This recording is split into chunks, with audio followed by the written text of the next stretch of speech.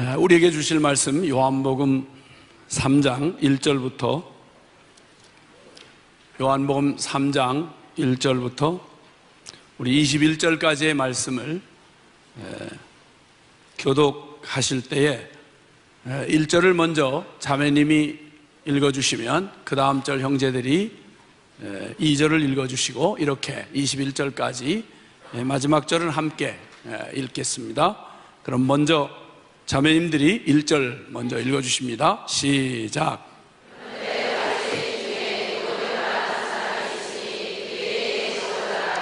그가 밤에 예수께 와서 이르되 랍비여 우리가 당신은 하나님께로부터 오신 선생인 줄을 아나이다. 하나님이 함께 하시지 아니하시면 당신이 행하시는 이 표적을 아무도 할 수 없음이니이다. 이르시되 진실로 진실로 내게 이르노니 사람이 거듭나지 아니하면 하나님의 나라를 볼 수 없느니라. 니고데모가 이르되 사람이 늙으면 어떻게 날 수 있사옵나이까? 두 번째 모태에 들어갔다가 날 수 있사옵나이까?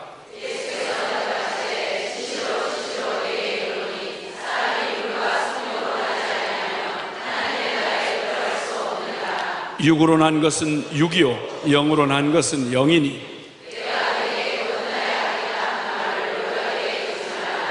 바람이 위로 불매 내가 그 소리를 들어도 어디로 와서 어디로 가는지 알지 못하나니 성령으로 난 사람도 다 그러하니라.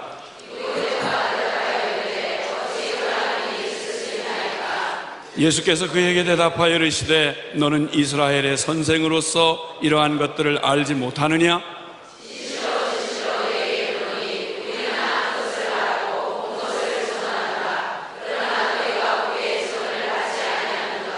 내가 땅의 일을 말하여도 너희가 믿지 아니하거든 하물며 하늘의 일을 말하면 어떻게 믿겠느냐?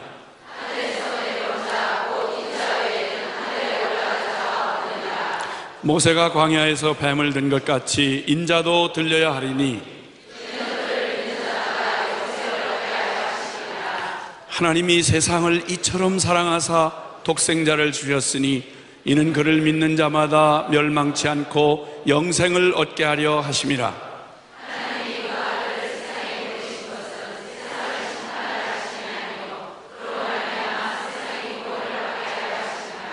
그를 믿는 자는 심판을 받지 아니하는 것이요 믿지 아니하는 자는 하나님의 독생자의 이름을 믿지 아니하므로 벌써 심판을 받은 것이니라.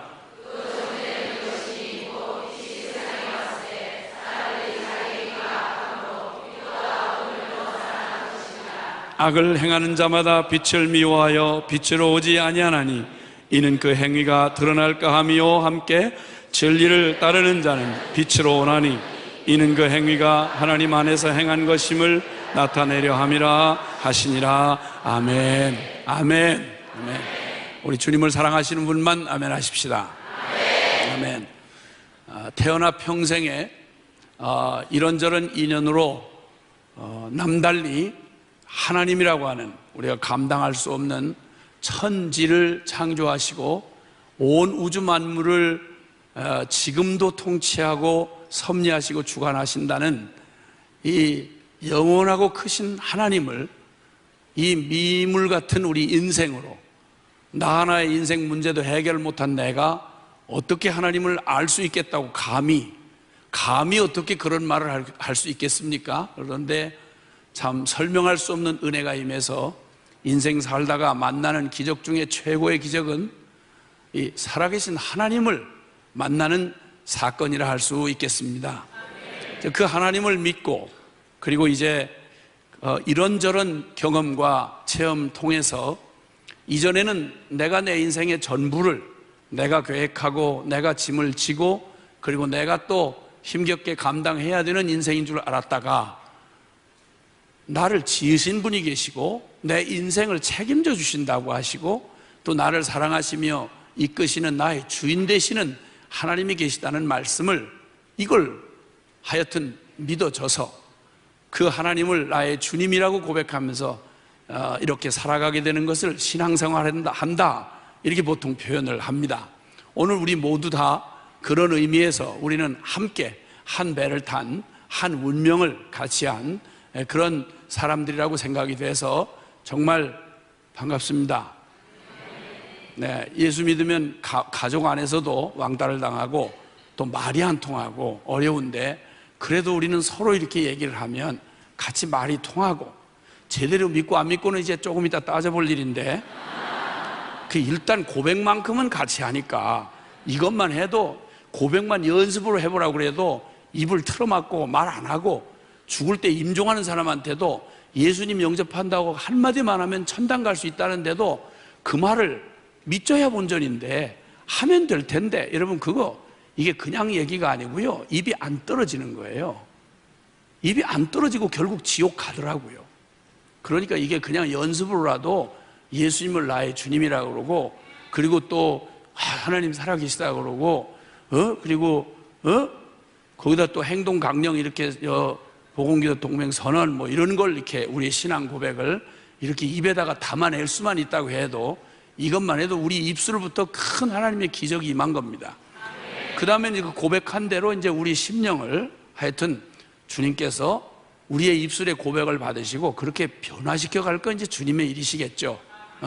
빨리 깨닫고 그 고백이 내게 되면 몸이 덜 고생을 하는데, 이렇게 그게 좀 더딘 분들은 좀 여러 가지 환난과 풍파를 겪으시고 뜨거운 맛을 본 다음에 천부의 의지 없어서 하고 이렇게 돌아오는 그런 경우를 이제 왕왕 보게 됐습니다. 어쨌든 그런 과정에 있든지 어떤지 간에 우리는 함께 그 고백을 같이, 적어도 그 하나님을 믿고 그 예수 그리스도를 나의 주님이라고 믿는 분들이니까 이런 만남이 참 쉽지 않고, 그 중에서도 예수 믿는다고 관심이 다 똑같은 게 아닙니다.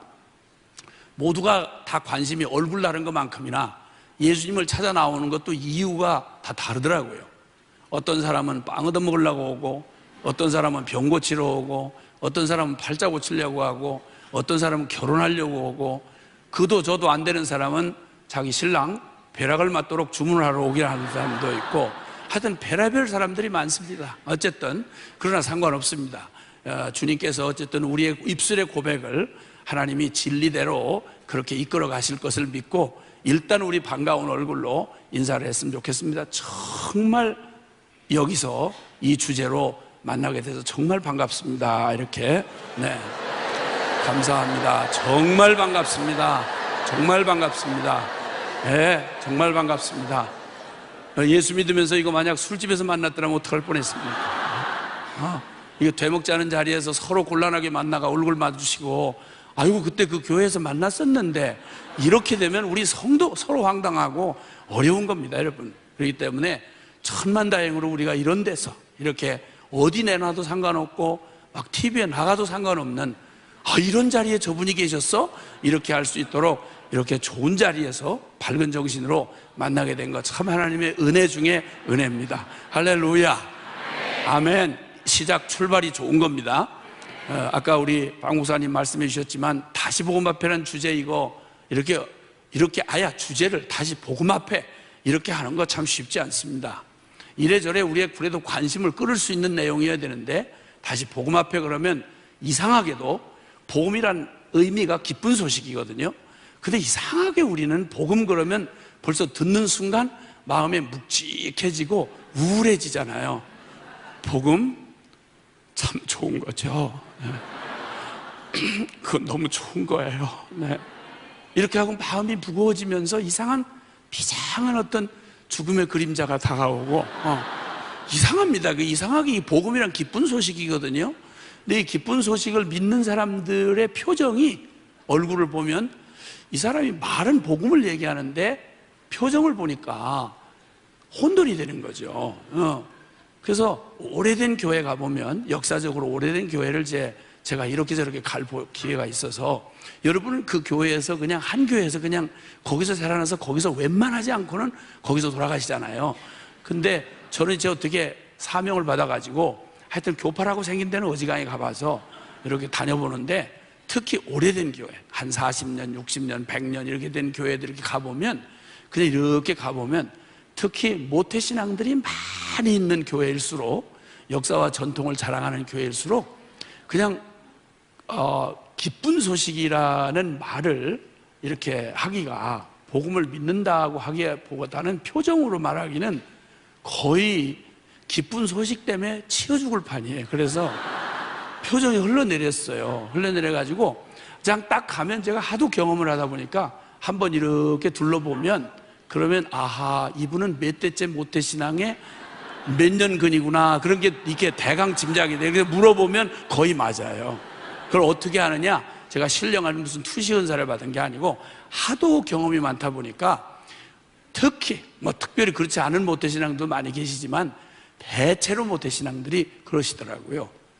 그래가지고 표정이 이렇게 흘러내린 지수를 보면 알아요. 이렇게 예수를 믿는 건 어려워요, 잘 믿는 건 진짜 어려워요, 이렇게 해서 이 표정이 흘러내린 지수를 보면 아하, 몇 대째 모태신앙에 지금 30년근이구나, 이런 걸 그냥 표정만 봐도 알 수가 있어요. 그래서 예수님이 사과를 해야 될 판이야.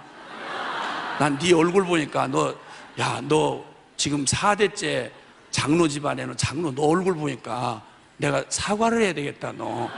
너를 너무 못쓰게 내가 만들었구나. 아니, 네가 날 믿어준다고 그냥 거의 네가 거의 네 얼굴 보니까 정말 너무 미안하다. 어떻게 너 믿는 걸 취소를 하든지 이래야 되겠다. 이렇게 사과를 해야 할 만큼 그렇게 영 기쁨이 없이 그렇게 사시는 분들을 많이 보는 걸 저는 안 못하기 때문에 아주 정서적으로 굉장히 충격이 많습니다. 나는 모태신앙들을 굉장히 부러워했거든요. 일단은 찬송가에 안모태에게 걸릴 찬송이 많아요. 나의 사랑하는 책, 비록 헤어졌으나 어머니의 무릎 위에 앉아서 재미있게 듣던 말. 나는 어머니의 무릎 위에 앉았던 기억도 잘 안 나고 욕지거리만 계속 얻어먹었지 무릎 위에 앉아서 성경 말씀 들어본 기억이 안 나요. 이런 찬송가를 부를 때마다 정서적으로 괜히 서글퍼지고, 아니, 어떤 놈은 모태신앙으로 복이 그냥 넝쿨로 떨어져서 모태신앙으로 태어났는데 나 같은 건 어떻게 재수가 못해가지고 그냥 망한 술집 아들에서 매일 욕만 얻어먹고 자랐나, 이런 서글픈 생각이 슬쩍 들어갈 때가 있어요. 그 다음에 또 찬송가 중에 정말 가슴을 아프게 하는 건 사철의 봄바람 불어있고 하나님 아버지 모셨으니 믿음의 반석도 든든하다. 우리는 사철의 칼바람이 불었어요. 그리고 그 믿음의 반석은 그만둬놓고 우리는 뭐 믿음이구나 말이고 그냥 서로 못 잡아먹어서 그냥 하늘하는, 아주 날마다 저주 악다구니로 그냥 이렇게 살아가는 그런 험한 집안. 그래서 한국말이 욕이 없으면 한 문장이 완성될 수 있는지 그게 궁금하게 들릴 만큼 그런 집에서 자랐어요. 그러다 보니까 정서적으로 나는 이게 아주 교회에서 이렇게 곱게 자라시고 모태신앙으로 이런 특혜를 누리시고 사는 분들은 천국에 구름을 밟는 것처럼 행복할 줄 알았어요. 예수님하고 사는 그 즐거움과 행복, 나는 뒤늦게 예수님을 만나가지고 뒤늦게 만나가지고도 훌렁 뒤집어서 이렇게 지금까지 그때 미쳐가지고 날로 증세가 심해져 가고 있는데, 아니 나보다 훨씬 더 모태부터 믿었으면 얼마나 더 뜨겁고 얼마나 더 미쳤을까. 나 그게 늘 부러웠거든요. 근데 내가 당황할 만큼 모태신앙들이 내가 자꾸 뜨거우니까 그게 마음에 걸리나 봐요. 그게 나한테 와서 뭐라고 그런 거 아니, 전 모태신앙입니다, 그렇기 때문에 뜨겁지는 않습니다. 아니 인사를 누가 시킨 것도 아닌데 자기가 와서 모태신앙 이꼬로 뜨겁지 않으면 이렇게 아예 가르쳐 줘요 나한테. 그리고 자기가 말해놓고도 이상한가 봐. 그러니까 묻지도 않은데 자기 변명을 해요. 그럼 모태신앙은 뜨겁지는 않지만 한 가지 장점은 있습니다. 그건 꾸준합니다. 그 나는 무슨 말인가 했더니 꾸준히 안 뜨겁다는 얘기고 꾸준히 변하지 않는다는 얘기야. 그리고 꾸준히 교회 밥을 이빠이 처먹어요. 그리고 계속 교회에 와서 개겨. 왜냐면 겁이 없으니까. 소꿉장난도 교회 놀이로 했잖아요. 우리 애들 보니까 우리 애들이 모태신앙이거든. 그러니까 저 큰오빠는 담임 목사님이야. 둘째 딸은 권사님이고, 그 다음 셋째 딸은 수금위원이고, 헌금할 때 헌금위원이고, 넷째 딸은 또 사찰이고, 뭐 이런 식이야. 아니 놀이를 하는데 소꿉놀이를 하는 걸 보니까 예배 놀이를 하는데 그 저들끼리 뭐 당회장 목사님 뭐 누구 이렇게 다 정해놓고 그렇게 소꿉놀이를 하더라고요. 그러니까 싸워도 성경 말씀 가지고 싸워요. 수준이 그 정도예요. 싸워도 성경 말씀 가지고 싸우니까 오죽 많이 알겠어요, 성경을. 근데 난 그 희한한 모순된 이야기들을 들으면서 아하, 예배당에 있다고 다 믿는 건 아닌가 보다. 아하, 혈통적으로 믿는 집안에 태어나서 예배당을 떠날래야 떠날 수가 없는 슬픈 천명을 띠고 이 땅에 태어나서 교회를 떠나지 못하면서도 아하, 전혀 믿지 않고도 사도신경을 줄줄이 따라할 수 있구나 하는 걸 나는 세월이 한참 지난 뒤에, 예수 믿고 신앙생활하다 한참 지난 뒤에서야 제가 알게 됐어요. 충격이었죠. 전 충격이었어요, 이게. 자, 그런데 이게 제가 경험하는 충격인가, 이 시대의 특별한 충격인가 생각을 했는데, 충격은 여기서 멈추질 않았어요. 사람들이 희한하게 예배당 안에서 보여주는 모습하고 예배당 밖에서 보는 모습하고 어떻게 이렇게 아니 무슨 드라마를 해도 연극을 해도 그렇게 완벽하게 할 수가 있을까? 아주 충격이었어요. 진짜 가장 충격이었어요. 그 다음에 무엇보다도 난 다른 건 다 그만두고 성향이야 그렇다 치더라도 성경의 복음이 꽉 짜면 한 절 요절을 뽑을 수가 있는데, 요한복음 3장 16절 하나님이 세상을 이처럼 사랑하사 독생자를 주셨으니 이는 저를 믿는 자마다 멸망치 않고 영생을 얻게 하려 하심이라, 이 얘기잖아요. 창세기부터 요한계시록까지 한마디로 꽉 짜라면 이 얘기 아니에요. 이거보다 더 큰 사건은 없잖아요. 하나님이 천지를 창조하신 살아계신 하나님이 계시다는 것. 근데 이 하나님이 만드신 만물을 폭군대로처럼 막 휘젓고 막 갖다가 싫으면 내팽개치는 이런 괴물 같은 그런 폭군이 아니고 영원히 사랑 자체이시며 진리이시며 그 인자와 긍휼이 한이 없으신 여호와께 감사하라, 그는 선하시며 그 인자하심이 영원함이로다. 존재 자체의 악을 찾아볼 수가 없고 존재 자체의 모순을 찾아볼 수가 없는 순전한 진리, 그리고 순전한 사랑, 그리고 순전히 의로우신 하나님이 어떻게 스스로 멸망할 수밖에 없는, 나중에 깨닫게 된 거지만 어쩌면 우리가 이렇게 악독하게 하나님을 반역하여 각기 제 길로 가다가 죄 중에 태어나서 죄 중에 살다가 죄 중에 영원히 지옥 심판을 받아 멸망할 죄인들을, 아니 사랑하고 순종하는 자식 끝까지 사랑해 주기도 벅찬 게 제 부모의 심정인데, 어떻게 거룩하고 죄를 요만큼도 볼 수 없으신 하나님이 죄 아니고는 설명이 안 되는 죄장아찌 같은 우리 죄인들을 이처럼 사랑하사, 그것도 어지간한 말도 아니고 하나밖에 없는 독생자 예수 그리스도를, 세상의 하나님이 사람 되어 이 땅에 오사 우리를 위해서 십자가에 그 몸을 찢어 매달려 거기 죽으시게 함으로 우리의 저주와 심판을 그 아들에게 내어주시고 우리에게는 그 아들의 생명을 우리에게 허락해 주셔서 멸망하지 않고 영생을 얻게 하려 하심이라. 우리의 대선배 되신, 생존하시는 최고의 대선배 되시는 한국교회의 역사를 말하신 우리 박 목사님께서 표현해 주신 대로 복음은 간단한 거죠. 너무 어마어마해서, 간단한다는 말은 내용이 없다는 말이 아니잖아요.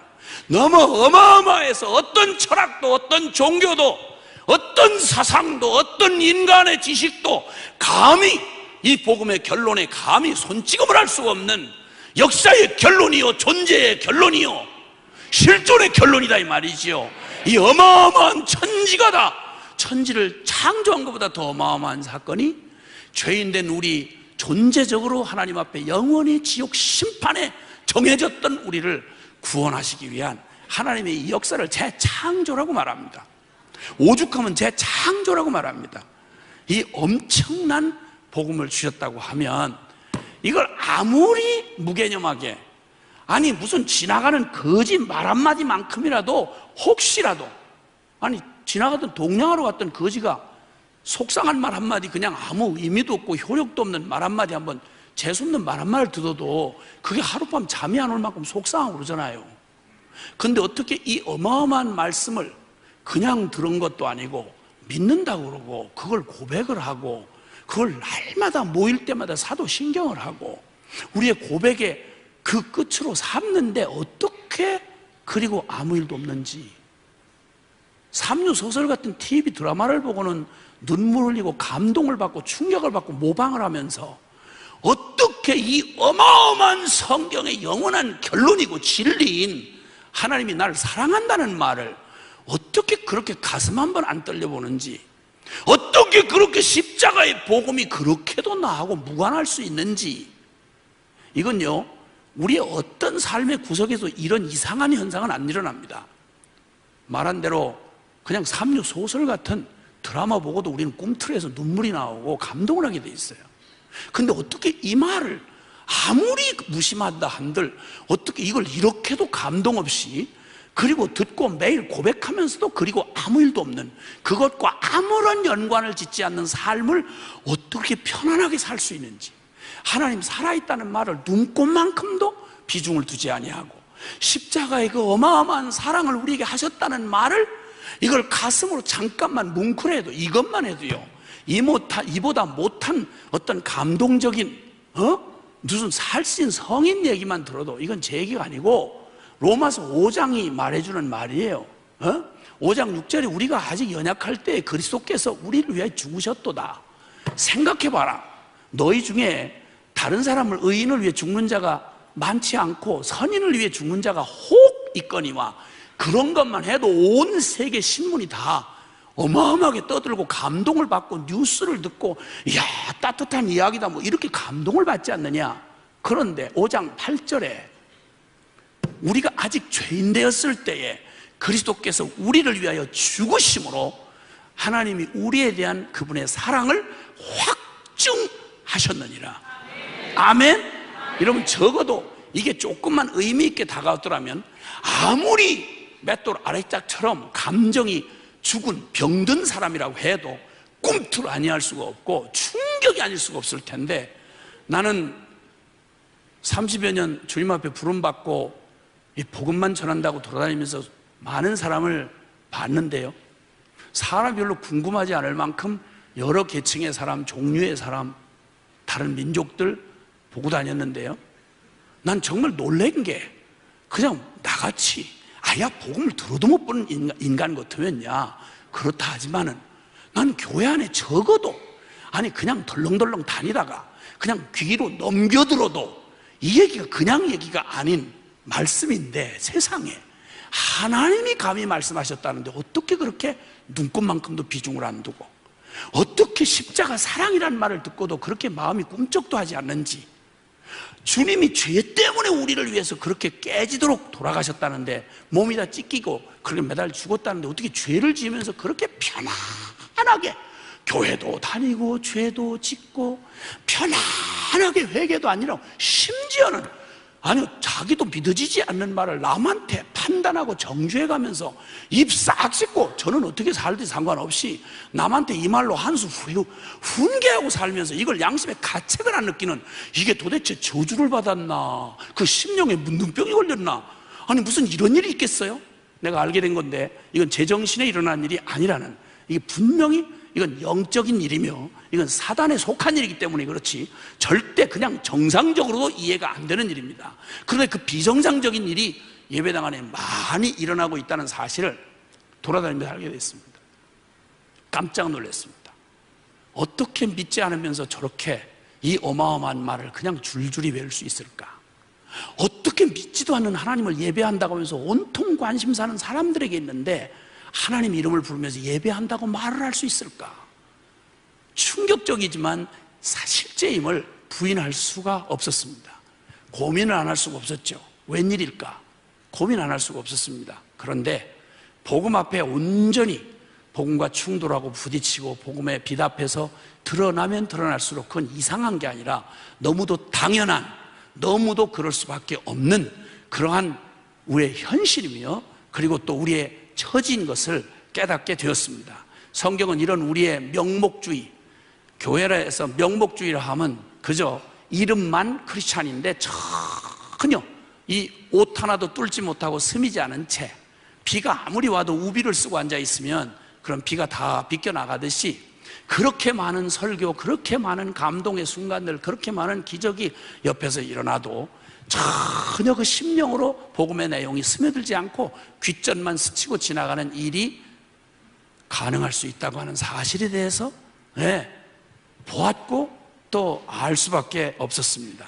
자, 그런데 주님이 이런 말씀으로 이제 오늘 그런 일반적인 반응은 그만둬 놓고 어떤 중에는 오늘 소개됐던 니고데모라고 하는 사람은 인간 중에 가장 아마 여기 계신 분들 가운데 글쎄 한두 분 니고데모 수준에 되는 분이 한두 분이가 있을까? 우린 모두 다 거의 대부분 니고데모 근처도 가기가 어렵습니다. 왜냐하면 이 사람 성경으로 혼자 진실히 믿은 사람이 아니라 온 국민의 인정을 받은 사람입니다. 유대인으로서 성경에 능통한 사람이요, 그런 랍비였습니다. 그리고 바리새인 지도자였습니다. 국민들이 영적으로 존경하는 사내들인 공회의원이었습니다. 종교적인 이런 성경적인 권위를 가지고 사람들을 재판할 수 있는 이런 권위까지 가진 최고의 존경받는, 그리고 흠이 없는, 율법으로 흠이 없는, 어렸을 때부터 사람들에게 인정을 받고 열정적으로 주님을 섬겼던 사람이고, 그 많은 그런 사람들 부류 중에서도 또 예수님을 찾아온 걸 보면 굉장히 진지한 영적인 관심을 가지고 있었던 것이 틀림없었습니다. 그런데 그냥 되는 대로, 앞서 말한 대로 전혀 복음을 건성으로 듣고 그냥 내가 관심이 팔려 있는 곳에는 그냥 아무 의미도 없지만 게임 하나 해도 미치려면 온 시간과 심각한 중독이 되고, 그 아무 의미 없는 술에도 내 인생을 탕진할 만큼 던지는 이런 일반적인 얘기 말고라도 지금 이 경우에는 사람 중에는 정말 모범적인 사람이라서 남이 모르는 하나님의 말씀을 알고 진지하게 이 말씀을 건성으로 듣지 아니하고 의미 없이 이렇게 지나치지 아니하고 그냥 명목상의 교인들과는 전혀 차원이 다른 또 한편의 다른 부류, 진지하기 짝이 없는 말씀에 목숨 걸고 순종하려는 정말 자기의 최선을 다했던 한 사람인데요, 이 사람에게 주님이 한 말씀이 충격적인 말씀 하나를 여러분에게 들려드리려고 하는 겁니다. 간단히 말하면 이런 사람한테 너 거듭나야 되리라. 거듭나야 되리라. 여러분, 이거 다시 태어나야 된다는 거예요. 그럼 지금 그가 눈물겹게 살아온 그의 최선, 그의 됨됨이, 그가 이루어온 지금 수십 년 평생을 자기가 늙었다고 말한 거 보니까 이 정도 지도적인 자리에 있으려면 꽤 나이를 먹은 사람입니다. 앞으로 살 날이 산 날보다 짧게 남은 사람인 게 틀림없습니다. 그런데 이분이 사람이 그러면 나같이 늙으면 어떻게 다시 태어날 수 있습니까? 라고 말할 수 있는, 이럴 정도로 그가 살아온 모든 평생에 그 시대 사람들이 다 따라오기 어려울 만큼 진지했습니다. 양심에 바르게 살려고 애썼습니다. 그냥 일반적인 이런 정도가 아니라 그는 하나님의 말씀 앞에서 몸부림했습니다. 그 말씀을 지키려고 했습니다. 그리고 하나님 앞에 간절히 은혜를 구하면서 몸부림치며 살아왔습니다. 그런데 말입니다, 우리가 만약 한 10점 이하의 인생이라고 그러면 그냥 최선으로 볼 때 이 사람은 98점 이상입니다. 그런데 주님께서 그 사람한테 뭐라고 말씀하니까 너 거듭나야 하리라, 너 다시 태어나야 하리라. 어마어마한 얘기였습니다. 엄청난 충격이었습니다. 그러니까 성경으로 아이야 평생을 살아온 이 사람이 충격을 받고, 아니 어떻게 그런 일이 있을 수 있습니까? 라고 물었습니다. 사람이 나같이 늙으면 어떻게 다시 태어날 수 있습니까? 내가 부족하다는 거, 하나님의 기준에 못 미친다는 건 인정하겠지만, 아니 그렇다고 무슨 말을, 지금까지 그렇게 살아온 나의 최선조차도 아무 쓸모없이 내가 어떻게 교회를 섬겼고 어떻게 성경을 알며 어떻게 진지하게 살았고 어떻게 말씀을 순종하려고 했는지를 아시면서 그런데 날 보고 다시 태어나라면 너무 어처구니없는 말씀 아닙니까? 라고 그가 물으니 주님이 말씀합니다. 육으로 난 것은 육이요 영으로 난 것이라야 영이니 내가 네게 거듭나야 하겠다는 말을 기이 여기지 말아라. 아멘. 이건 내가 육신의 차원이 아니고 이건 전혀 다른 영적 차원의 일이다. 하나님께 도달하는 일은 육으로 도달할 수 있는 데가 아니고 큰 영으로 도달할 수 있는 곳이다 라고 말씀을 하시는 이런 충격적인 말씀을 이 니고데모가 들은 말씀입니다. 오늘 이 말씀을 저와 여러분이 한번 받으면 소감이 어떨는지 모르겠습니다. 예수님께서 너 거듭나야 하리라 이렇게 말씀한다면 여러분 소감이 어떠시겠습니까? 아니 내가 누군데, 내가 지금 어떻게 살아왔는데, 내가 지금 직분이 뭔데, 큰 충격과 반응이 있지 않겠습니까? 나 성령 체험했는데, 나 영접기도 했는데, 이렇게 이 속에서 반문이 일어나지 않습니까? 자, 그런데 말입니다. 이제 주님이 그 아모스 5장 19절에 보면 이런 말씀을 하셨어요. 사람이 사자를 피하다가 곰을 만나거나 혹은 자기 집에 들어가서 뱀에게 물려 죽은 사람과 같다, 이런 좀 이상한 말씀 하셨어요. 그 말은 아주 쉽게 이해할 수 있는 말인데요, 사자를 피한다고 갑자기 새벽에 일찍 나갔다가 아직 퇴근을 안 한 사자가 어슬렁거리다가 나를 보고 침을 꿀꺽 삼키면서 다가온단 말입니다. 얼마나 놀라겠어요. 그래가지고 걸음아 날 살려라 도망을 가가지고 사자의 눈길을 막 따돌릴 만큼 그렇게 빠른 걸음으로 도망갔으니까 생존 본능이 뛰어난 사람 아닙니까? 그죠? 사자가 못 따라올 정도니까 저 이상한 짐승이다 이렇게 하고 사자가 그냥 포기를 했단 말입니다. 그리고는 얼른 몸을 갖다가 사자가 못 보도록 그냥 한 나무 뒤로 휙 하고 던졌는데 아마 너무 긴장된 나머지 숨을 죽이고 사자가 이제 안 쫓아오기를 기다리고 있는데 이제 더 이상은 안 쫓아올 것 같다는 생각에 안도의 힘을 내쉬면서 가만히 있어라, 내가 이렇게 몸을 던졌으면 부서졌어야 되는데 어디가 깨져야 되는데 왜 이렇게 폭신하지? 그제 그 생각이 든 거죠. 그래서 뒤로 이렇게 손을 뒤로 해서 이렇게 만져보면 뭐가 보들보들한 털이 느껴져. 그러더니 그제서 요 위에 따뜻한 스팀이 느껴진단 말입니다. 이렇게 쳐다보는 순간 이 곰이 감정 처리가 빨리 안 되는 짐승으로 알려져 있잖아요. 예. 그러니까 품속에 이렇게 이쁘게 뛰어들어오는데 화를 낼 수가 없잖아요. 웃는 얼굴에 침을 못 뱉는다고. 그러니까 그래 뭐야 이러고 있는데 뒤늦게 이놈이 이쁜 얼굴을 이렇게 드니까 이러는 바람에 톡 낀 거지. 자, 그러니까 한 상황을 피했는데 더 끔찍한 상황으로 뛰어든 이런 상황을 얘기하는 거 아니겠어요? 그럼 이도 피하고 저도 피했는데 자기 집으로 들어왔어. 야, 천신만고 끝에 사자도 곰도 피한 사람이 얼마나 대단한 사람입니까? 이 사람은 어디 가서 이 불사조 같은 사람 아니겠어요?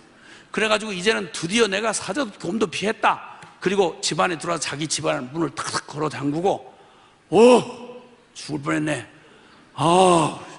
그리고 자기 스스로 난 진짜 대단한 놈이다. 난 정말 생각해보면 대단하다. 이러고 긴장을 풀고 벽에다 막 숨을 헐떡이면서 숨을 고르느라고 아주 긴장을 확 풀고 여기 그 벽에다 기댔는데 옛날 집이 이렇게 돌로 이렇게 담을 쌓은 집인데 자기 집 안에서 다른 데도 아니고 그 돌로 쌓은 집에 긴장을 풀고 이제 나는 그걸 다 피했고 난 그거 살아났구나 안심하고 있는데 거기 돌틈에서 뱀이 나와가지고 손 동맥을 꼭 물어 뒤졌더라, 이런 얘기입니다. 이게 아모스 5장 19절의 말씀이에요. 여러분 혹시 이거 참 기가 막힐 일이죠. 이런 불행이 어디 있겠어요. 사자도 피하고 곰도 피했는데 제 집 다른 데도 아니고 제 집에 들어와서 다른 사나운 표범한테 물려준 것도 아니고 뱀한테 손목을 물려주었다. 이 얼마나 가슴을 치고 복통할 일입니까? 근데 혹시 이런 얘기 들어보셨나요? 그 사람 참 사업에는 성공했는데 인생에는 실패했다.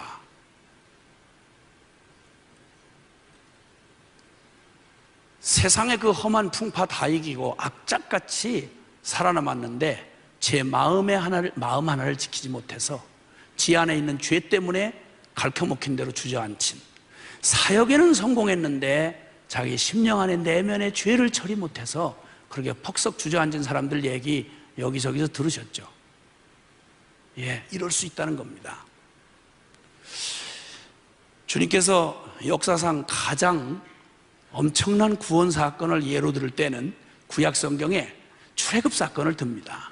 그러면 천재 인생으로 태어나서 그렇게 기구하고 그렇게 비참하게 살다 간 사람들 쉽지 않을 거예요. 400년이 넘도록 종살이를 했으니까 노예의 자식으로 태어나서 노예로 살다가 비참한 노예로 죽어서 그렇게 쓰러지는 거예요. 그러니 그 속에 뭐 말할 거 뭐 있겠어. 아이야 종으로 태어나서 아니 희망조차를 가질 수가 없었던 400년을 살았으니까, 그러면 노예로 태어나서 가난과 그 억압과 고통과 배고픔과 채찍과 그 비참한 인권 유린, 짓밟힘, 거기다가 죽어도 짐승만도 못하게 죽어서 그냥 매장도 제대로 못한 채 내던져지는 이런 비참한 운명을 아예 운명으로 태어난 사람들이 바로 출애굽 당시에, 출애굽 바로 직전에 400년 동안 애굽에서 종살이했던 이스라엘 백성들이었습니다. 근데 이 사람들 나중에는 이 미친 바로 왕이 얼마나 포악한 짓을 했냐면, 이것들이 너무 많이 그냥 자식들을 낳으니까 두려우니까 사내 놈들을 낳기만 하면 죽여라 이렇게 해가지고, 아이야 이제 뭐 산파고 뭐 명령할 것도 군대를 동원해서 아이를 낳자마자 제가 산고를 치르고 제 자식을 낳는데 사내 아이면 탯줄도 끊기 전에 세계에서 가장 큰 악어들이 우글거린다는 나일강 악어바보, 악어 사료로 자기 자식을 던져 넣어야 되는 거예요. 여러분, 그러니 세상의 비참함 중에 이런 고통 가운데 이런 기가 막힌 운명을 가진 사람들이 더 있겠습니까? 하늘 아래 가장 비참한 시기에 가장 고통스러운 그들이 얼마나 그 수백만의 이스라엘 백성들의 탄식이, 고통의 부르짖음이, 울부짖음이 하늘에까지 상달했다고 주님이 출애굽기에 말씀하고 있어요.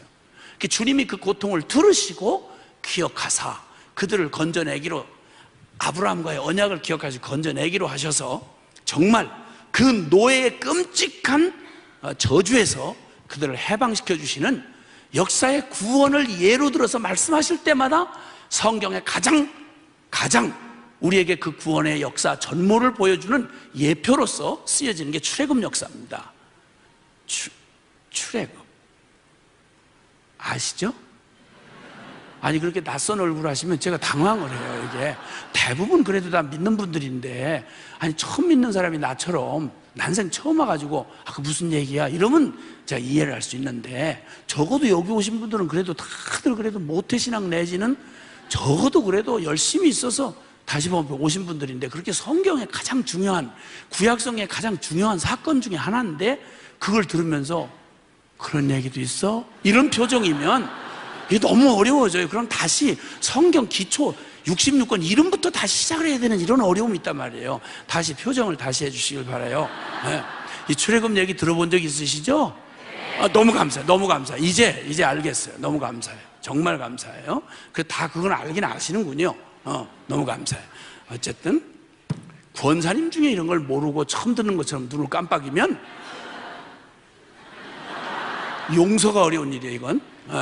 하여튼 그래서 이제 이 출애굽 어마어마한 사건을 지나면서 그들을 하나님께서 정말 초자연적인 기적을 한 시대의 한 대상에게 쏟아붓기로, 그렇게 규모가 크고 그렇게 집중적으로 그 하나님의 기적을 집중적으로 본 사람들이 그 시대 사람들 말고는 없어요. 초자연적인 역사 말입니다. 근데 그렇게 엄청난 하나님의 기적을 보고 하나님의 사랑을 입고 그들의 꿈에도 그리던 소원이 해결이 됐습니다. 노예에서 해방된 겁니다.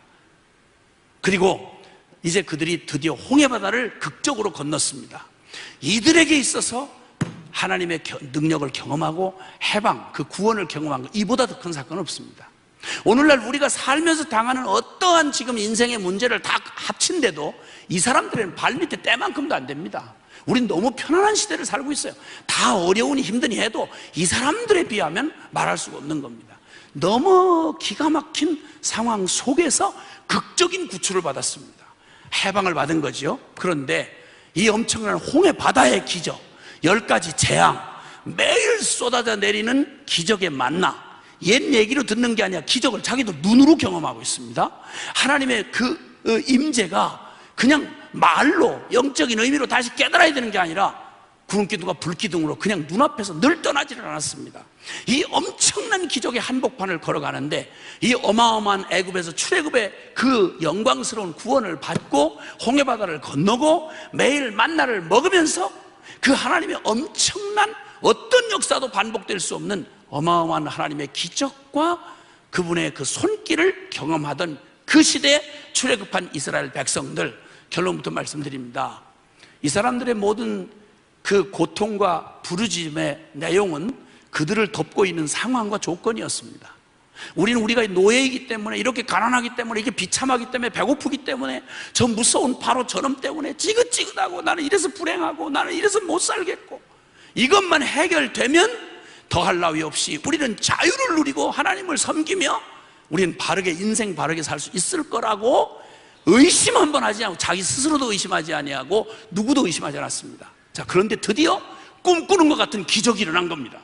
그들의 모든 불행하게 했던 모든 원인이 바로는 눈앞에서 수장돼 버렸고, 그리고 다시는 애굽의 군사들이 채찍질하는 소리 들리지 않고, 오직 부족함이 없이 정말 구름기둥과 불기둥으로 매일의 만나를, 그리고 반석에 생수를 주시며 하나님의 기적의 돌보심을 받으면서 이제는 주님 목자 되시니 부족함이 전혀 없는 광야의 노정이 시작됐습니다. 그런데 이때부터 그 모든 눈앞에 보이는 상황과 조건이 거둬지니까 드디어 이들 400년 종살이 하면서 그들의 내면 안에 끈적 달라붙어서 자기들의 존재가 되어버린 그런 무서운 그들의 내면의 실상이 드러나기 시작했습니다. 아시겠지만 광야 출애굽해서 이 기적을 본 사람들 중에 20세 이상으로 책임을 질 수 있는 성인의 나이로 그 홍해바다 기적까지를 보고 건넌 사람들이, 직접 당대에 건넌 사람들이 60만입니다.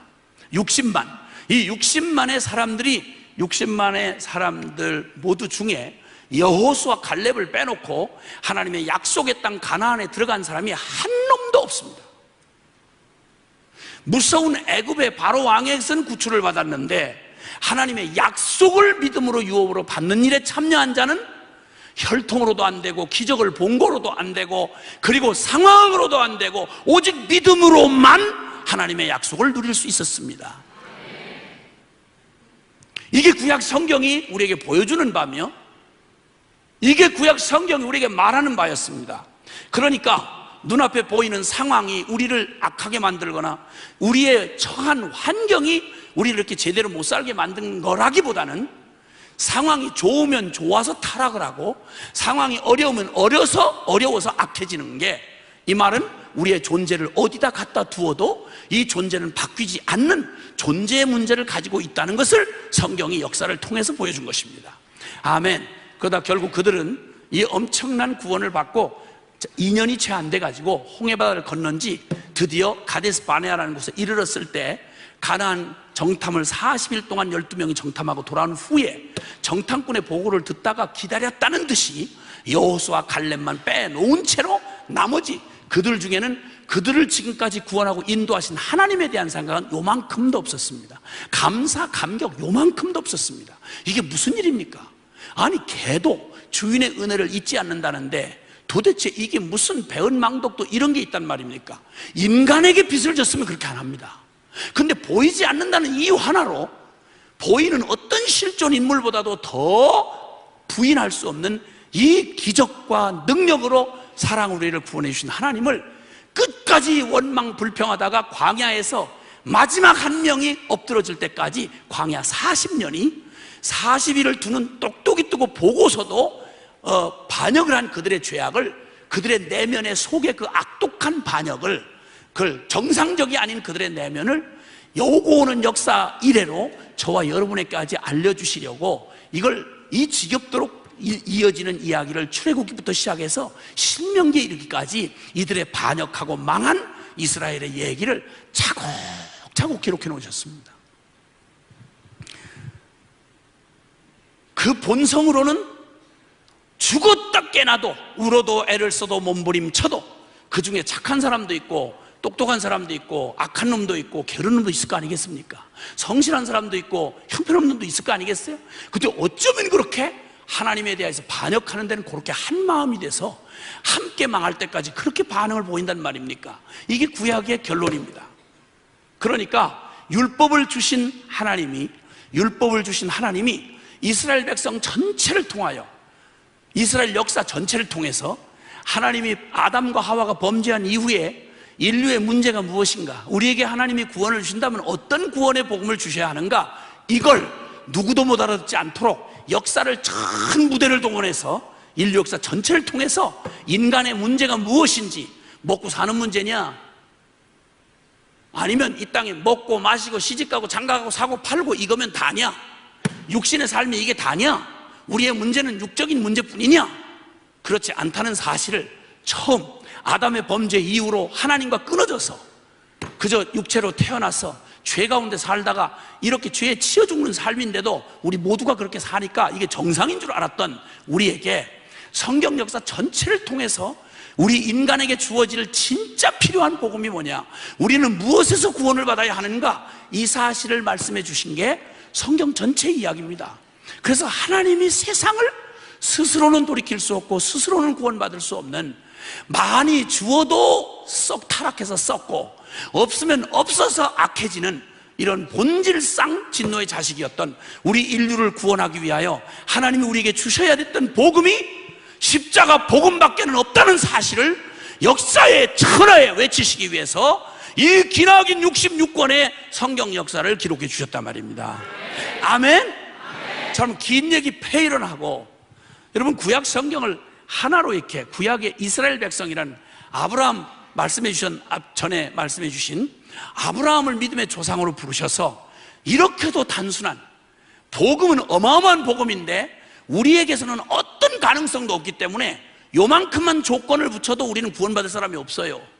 그러니까 주님께서 우리에게 거저 받기만 하면 구원 얻는 어마어마한 복음을 우리에게 정말 거저 은혜로 주신 이 은혜의 복음을 우리에게 내어주시면서 하나님이 세상을 이처럼 사랑하사 전지전능한 하나님이 저와 여러분을 지으셨으니 우리의 문제를 우리보다 더 잘하신 분 아니겠습니까?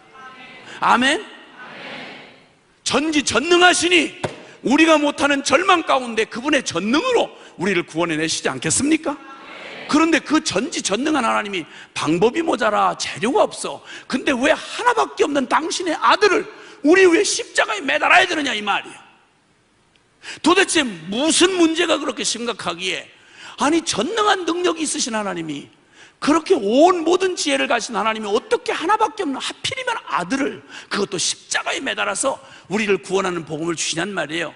그럼 이 정도만 해도 기독교에 할 말이 많지만, 교회 안에서 관심을 둘 일이 많지만, 적어도 주님을, 예수 하나님을, 이렇게 이런 하나님을 믿는다고 말하면 하나님의 마음이 가장 쏟아져 있는 핵심, 가장 주님의 관심이 쏟아져 있는 이 기독교 진리의 핵심 본질이 십자가의 복음인 것만큼은 틀림없지 않습니까? 근데 여러분은 얼마나 관심을 두셨습니까? 이 십자가 복음에 대해서. 그저 치유, 회복, 능력, 축복, 번영, 성공, 부, 이런 거 온통 교회에서 관심은 그저 십자가 얘기는 그냥 세례문답대, 잘 믿어지지도 않고 어려우니까 그냥 입술로만 그냥 믿는다고 시인해라 얼른 해라, 됐다 그럼 믿어다 치고, 그 다음에 어떻게 그러면 하나님 앞에 이런 체험도 하고 영적인 신령한 체험도 하고 이런 축복도 받고 이런 능력도 경험하나, 온통 관심이 거기에 있잖아요. 십자가 기껏 생각해 본 때는 언제야? 고난 주간에 간신히 죽지 못해 하루 한 끼 금식하면서 그냥 한번 억지로 슬픈 눈물을 짜내보려고 하니 뭐 그렇게 십자가가 굳이 그렇게 필요하게 느껴지지도 않고, 그러니까 온통 관심사는 다른데, 그냥 세상 사는 일에 온통 다른데 관심 있고, 십자가 복음 얘기하면 지금도 복음이 중요하다고 그러면서도 복음이 결론이 아니고, 복음 참 중요한 겁니다, 감사 중요한데, 그런데 현실은 그런 게 아닙니다, 다른 것도 얘기로 또 쑥 빠져나가고, 과연 이런 복음이냐 이 말이죠. 로마서 8장 32절에 주님이 이렇게 말씀하세요.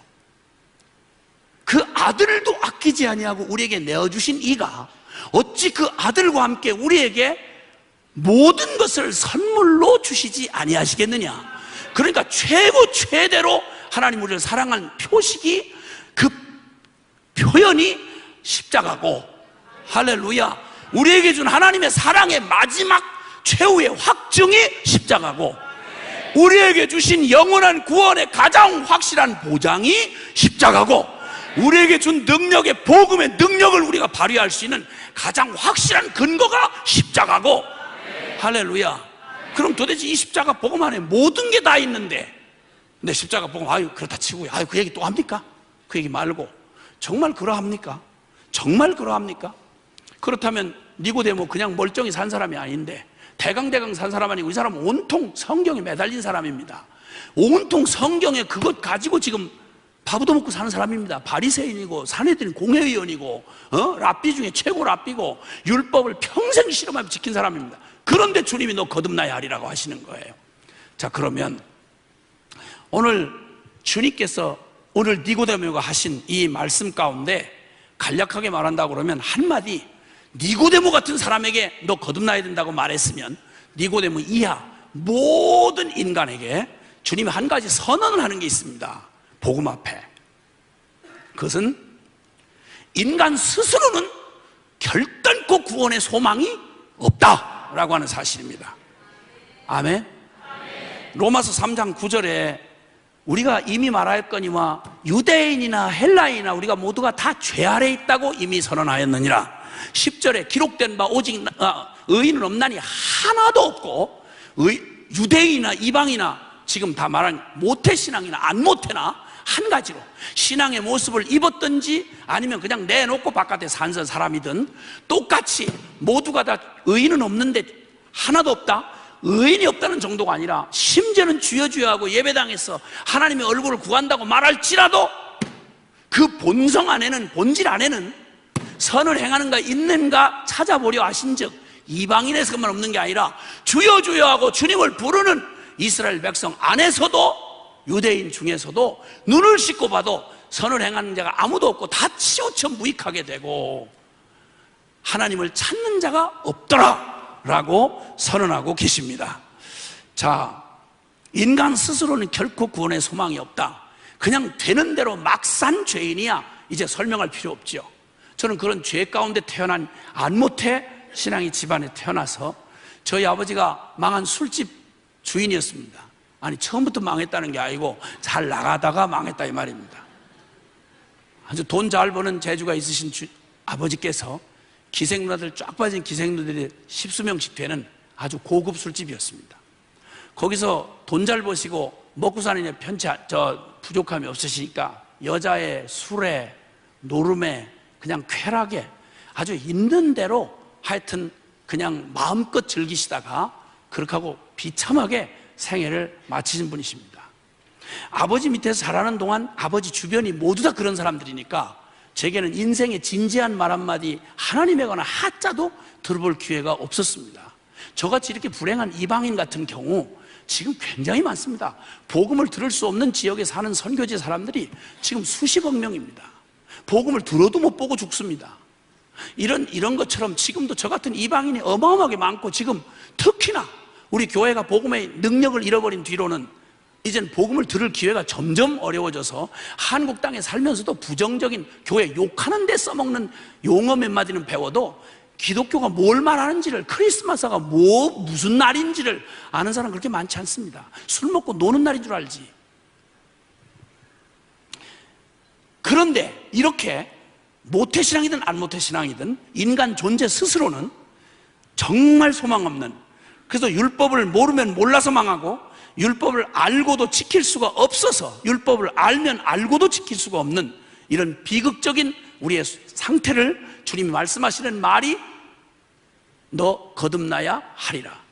이 말을 이방인에게 하지 아니하시고 니고데모에게 하셨다는 말이 충격입니다. 이건 충격입니다. 왜냐하면 지금까지 유대인들은 자신들이 아브라함의 언약의 혈통이라는 이 믿음이 있었고요, 그 다음에 그들은 지금까지 자신들이 인생의 완전한 가이드, 하나님이 주신 율법을, 공의의 율법을 지키고 있다고, 그래서 최선을 다해서 지키고 있다고 생각을 했고요, 그리고 자신들이 어쨌든 그냥 법 없이 막 사는 사람들보다는 자신들이 나름대로 그래도 의롭게 살아보려고 사는, 아야 이방인하고는 차원이 다른 삶을 산다고 하는 그런 자긍심과 나름대로의, 그냥 겉으로 보기에는 훨씬 그래도 반듯하고 이렇게 산 그들의 혈통, 육정, 사람의 의지, 뜻, 이것으로 도저히 하나님의 의에는 이룰 수 없다고 선언하시는 게 성경의 선언입니다. 그래서 요한복음 1장 13절에 보면요, 이는 혈통이나 육정이나 사람의 뜻으로 나지 아니하고 오직 하나님께로서 난 자만이 구원을 얻는다 라고 말씀하십니다. 자, 그러니까 얼마나 내가 소망 없는 이 얘기를 우리는 참 성경에, 아니 인류 역사 가운데도 그만한 사람 찾기가 쉽지 않은 바울이라고 하는 사람, 사울이었을 적 그가 기독교에 대해서 반대하고 지독한 유대주의자로 율법에 정통한 사람이요, 열심히 있어가지고 스데반을 돌로 때려 죽이는데 제일 주모했던 사람입니다. 교회를 핍박하고 그냥 하여튼 교회를 아주 말살을 시키려고 펄펄 뛰던 사람입니다. 근데 그가 나중에 자기 의에 충만해서, 자기는 율법에는 흠이 없는 사람이요, 가말리엘 문화생이요, 베냐민 지파요, 이스라엘 중에 이스라엘이라고 하는 혈통, 육정, 사람의 뜻, 이것에 관한 한 인간 최선으로 말할 때 가장 하나님 앞에 완벽하다고 생각한 사람이었는데, 여러분 아시다시피 로마서 7장에 가보면 바울이 복음의 빛 앞에 부딪혀지고 나서 그가 자기의 드러난, 복음의 빛 앞에 드러난 자신의 실존의 모습을 보고 기가 막힌 탄식을 합니다. 내 안에 두 가지 법이 있다. 내 속사람으로는 하나님의 법을 지키고 싶어하고 즐거워하는데, 내가 원하지 않은 내 육체의 다른 마음이, 법이 내 안에서 일어나서 이 더러운 놈의 육체의 소욕이 일어나가지고 거룩한 모태신앙에 남을 판단하고 정죄하고 가르치는 율법을 가장 잘한다고 하는 내 속에도 막 무슨 울타리 하나 없이 마음대로 드나들면서 내 안에서 계속 정욕이 일어나고, 음란, 부정, 사욕, 악한 정욕, 탐심, 이게 도대체 안 믿는 사람하고 다를 바가 없다. 단지 차이가 있다면 사람의 눈이 무서워서 내 안에 지긋지긋한 싸움, 내적인 싸움을 하면서, 피 터지게 싸움을 하면서 열매까지, 죄까지 짓진 않는다. 그러니까 그 내 안에 내적인 갈등을 가지고 내 속에 일어나는 음란, 이게 일어나면 7계명을 기억하면서 이놈의 걸 싸우더라고 막 애를 쓰는데, 그걸 남이 보면 아이고 저렇게 신령한 사람, 저렇게 진실한 사람, 아우 저렇게 거룩한 사람, 이렇게 사람들이 나를 칭찬했다. 나는 복음을 모를 때는 그게 진짜 나인 양, 나도 착각하고 자기 의에 충만했다. 근데 내가 하나님 앞에서 보니까, 사랑하는 여러분, 주님께서 이렇게 말씀한 일 있죠? 예수님이 말하는 걸 잘 못 알아들은 바리새인, 서기관, 장로들, 이때 영적 지도자들이 예수님 보고 저거 율법을 폐하려 왔구나 이렇게 시비를 걸었잖아요. 주님이 말씀합니다. 나는 율법을 폐하려 온 자가 아니요, 나는 율법을 완성시키러 왔다. 아멘. 그러면서 내가 너에게 말하노니 여자를 보고 음욕을 품는 자마다 이미 간음하였느니라. 우리는 나무로 말하면 열매를 죄로 생각해서 속에서 무슨 짓이 일어났더니 상관없이 남이 못 보니까 열매만 안 일어나, 간음까지는 안 갔다. 간음 비슷하게 냈지만 간음까지는 안 갔다. 이러면 간음한 사람들을 막 판단하고 정죄하고 어우 더러운 사람들 이러면서 저는 제 안에 일어난 건 전혀 죄라고 의식도 하지 않는 이 이상한 의에 사로잡혀 있단 말입니다. 근데 하나님은 그렇게 어리석으신 하나님이 아닙니다. 하나님은 열매를 시비 걸지 않으십니다. 열매보다 더 중요한 건 열매를 맺게 하는 나무의 생명입니다. 그러면 간음과 음욕이라는 차이는, 누구도 지금 음욕 때문에 자신을 자책하고 그걸로 형벌을 받는 사람은 없습니다. 그렇죠? 왜냐하면 판단하는 분들도 자기도 음욕에 날마다 내주고 사는 사람들일 테니까. 기분 나쁘세요? 아니 재판하시는 분도 그런 분들 아니에요? 솔직한 말로 닦여놓고. 아니 검사, 판사, 그분들은 그런 거 아닐까요? 왜? 그러니까 둘로 나누고 볼 때는 우리는 그저 열매까지 안 맺으면 나는 깨끗한 사람이야. No. 주님은 그렇게 말씀 안 했어요. 음욕을 품으면 이미 앞으로 간음할지 모른다 이 말이 아니고 이미 간음하였느니라. 그러니까 주님은 죄의 원인과 결과를 동일하게 보신단 말입니다. 물론 결과까지 맺는 과정을 더한 놈은 거기다 더 계산하면 조금 더 얹혀서 계산하면 되겠죠.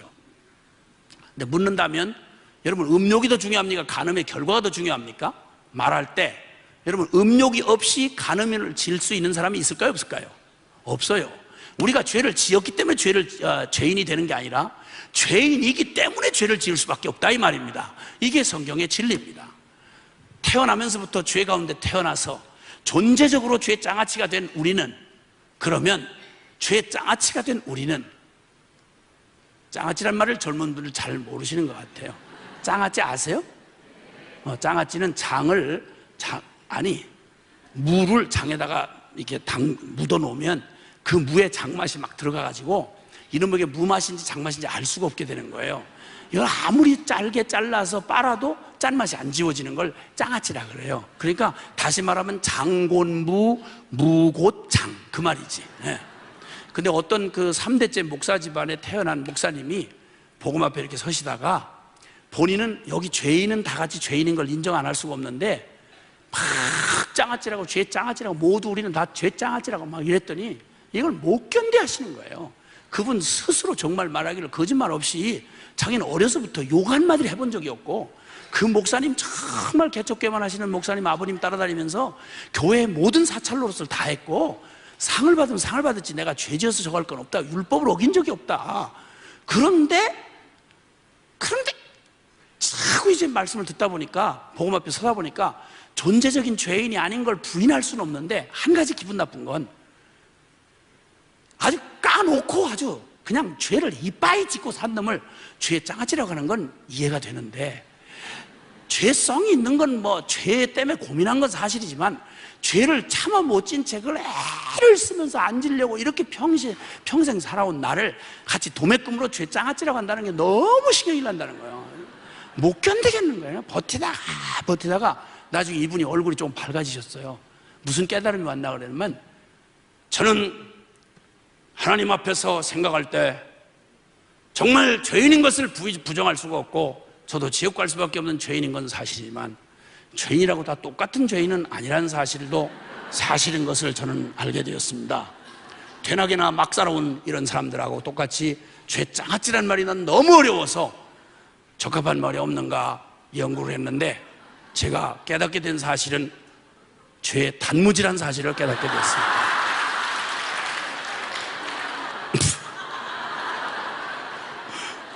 똑같이 장아찌인데 장장아찌는 아주 시커머리하고 그냥 보기가 색깔 이상한데 그 단무지는 노리꼬리하고 좀 겉보기에 좀 괜찮다 이거지.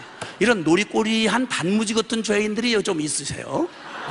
아주 내놓고 흉악하게 그냥 아주 까놓고 그냥 어차피 죄인인데 뭐 사람한테 말씀대로 살 수 있냐고 아주 부담 없이 주님도 헷갈리실 정도로 그냥 부흥회 때는 은혜를 어마어마하게 받아. 할렐루야. 다 오르십니다. 지당한 말씀입니다. 아멘. 그러고 문 닫고 딱 나가서는 말씀은 그렇지요. 그러나 현실은 그런 게 아닙니다. 하나님은 하늘에 계시기 때문에 이 땅의 현실을 잘 모르셔서 그러는 거예요. 이게 어떻게 말씀대로 다 이렇게 현실을 살 수 있겠냐고. 이런 귀신 같은 게 많아요. 여러분은 이런 귀신 같은 중에 안 들어가시겠죠?